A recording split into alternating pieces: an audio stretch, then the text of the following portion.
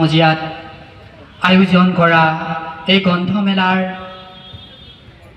উন্মোচনী সভাত উপস্থিত প্ৰত্যেকগৰাকী সন্মানীয় ব্যক্তিক মই মোৰ ফালৰ পৰা প্ৰথমতে প্ৰণাম জনাইছোঁ আৰু উপস্থিত সদৌতিকে মই চৰণত প্ৰণাম জনাইছোঁ। মই বৰ বিশেষ নকওঁ, মই কাৰণ নতুনকৈ লিখিবলৈ আৰম্ভ কৰিছোঁহে। আপোনালোকৰ আগত মোৰ তেনেকৈ কথা ক'বলৈ ইমান কথা নোলাবও। মই এই কামিনখন লিখাৰ আগতেই আৰু এখন উপন্যাস লিখিছিলোঁ, জীৱন ইটো সিটো। সেই উপন্যাসখন অক্টোবৰ মাহৰ 7 তাৰিখে মোৰ কৰ্মস্থান হাতীয়ালি চাহ বাগিচা প্ৰাথমিক বিদ্যালয়তে মই উন্মোচন কৰিছিলোঁ। আমাৰ শিক্ষকসকলৰ লগত গোট হৈ BACC টিম বুলি কয়, তেখেতসকলৰ সহযোগত মই উন্মোচন কৰিছিলোঁ। তাৰ পিছতেই মই সেই জীৱন সিটোখন লিখি পানি যি প্ৰেৰণা পাইছিলোঁ, যি সমাদৰ পাইছিলোঁ, তেতিয়াই মই মনতে থিৰাং কৰিছিলোঁ যে মই আৰু এখন লিখোঁ। তেতিয়াই মই এই কামিনখন লিখিবলৈ আৰম্ভ কৰিলোঁ আৰু ফেচবুকৰ অনুশীলন গোটত এটাকৈ পোষ্ট কৰিলোঁ।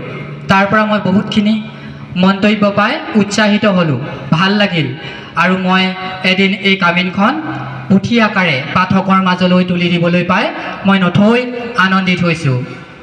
কামিন এখন ৰহস্যমূলক উপন্যাস, মোৰ প্ৰথম কামিন ৰহস্যমূলক উপন্যাস। প্ৰথম ইখন আছিল সামাজিক উপন্যাস আৰু এতিয়া মই আৰু এখন উপন্যাস আৰম্ভ কৰিছোঁ। ফেচবুকত ইতিমধ্যে মই দিছোঁৱেই অনুশীলন গীতত। খুব সমাদৰ পাইছে, ভাল লাগিছে মোৰ মনটোত। মই প্ৰেৰণাও পাইছোঁ, উৎসাহো পাইছোঁ। প্ৰত্যেক পঢ়ুৱৈয়ে মোক মন্তব্য প্ৰদান কৰি বহুতখিনি উৎসাহিত কৰিবলৈ লৈছে। সেয়ে মই সেই উপন্যাসখন মই বৰলুইতে নাকান্দে বুলি মাজুলী আৰু যোৰহাটৰ নদীৰ যিটো হেৰি আছে তাৰ ওপৰতে লিখিবলৈ আৰম্ভ কৰিছোঁ। চহা গাঁৱলীয়াৰ কিছুমান মানুহৰ মনৰ আৰু যি গাঁৱলীয়া মানুহসকলৰ সহজ সৰল ভাষা, সহজ সৰলকৈ জীৱন নিৰ্বাহ কৰা, নদীৰ পাৰত সহজ সৰলকৈ জীৱন কটোৱা, দোকান পোহাৰ দি, আৰু সেই জীৱন কটোৱা নদীখনৰ কাষতেই কেতিয়াবা নদীখনেও আমাৰ মাজলৈ ভয় শংকা লৈ আনে। মই সেই কাহিনী লৈ এখন উপন্যাস আৰু এখন লিখি আছোঁ, কিন্তু কামিনখন আপোনালোকে পঢ়িব বুলি মই মোৰ ফালৰ পৰা অনুৰোধ জনাইছোঁ। কামিন এখন ৰহস্যমূলক উপন্যাস। আপোনালোকে পঢ়িলে, আপোনালোকৰ পৰা সমাদৰ পালে মই বহুতখিনি আনন্দিত হ'ম। আৰু মই এই মঞ্চত ইমান কথা কোৱাৰো যোগ্য নহয়, নতুনকৈ আহিছোঁহে সাহিত্য জগতলৈ। আপোনালোকৰ আগত আজি কি ক'ব পাৰিছোঁ মই নিজে গম নাপাইছোঁ। যদি আপোনালোকৰ পৰা সঁচাকৈ আৰু পাঠকসকলৰ পৰা যদি প্ৰেৰণা পাওঁ, মই আগুৱাই যোৱাৰ লগতেই মই মোৰ লগত আৰু নতুন নতুন লেখাৰুক আগুৱাই নিব বিচাৰোঁ।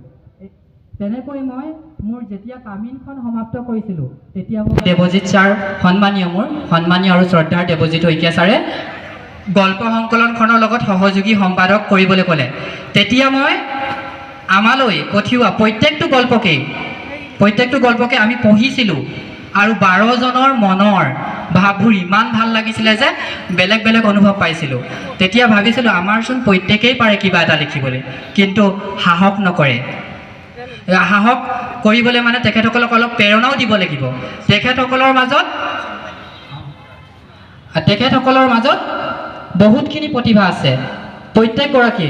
আজি মোৰ মাজত আমাৰ এই গল্প সংকলনখনৰ লগত জড়িত এগৰাকী শিক্ষকৰ উপৰিও আন এগৰাকী ব্যক্তিও আছে। মই তেখেতক লৈছোঁ, নতুনকৈ লিখিছে নৱজ্যোতি গোহাঁই, তেখেতেও 2টা লিখিছে। তেখেত শিক্ষক নহয়, আমি 11গৰাকী শিক্ষক হয়, তেখেতো উপস্থিত আছে।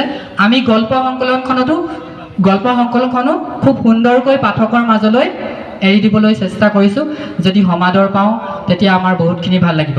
আৰু আজি আমাৰ সময়মতে উন্মোচনী সভাখন আৰম্ভ কৰিব নোৱাৰিলোঁ বহুখিনি সমস্যাৰ বাবে। সেয়ে মই এই মঞ্চত আৰু বেছি বক্তব্য ৰাখিব নিবিচাৰোঁ আৰু পাছৰ প্ৰগ্ৰাম আছে।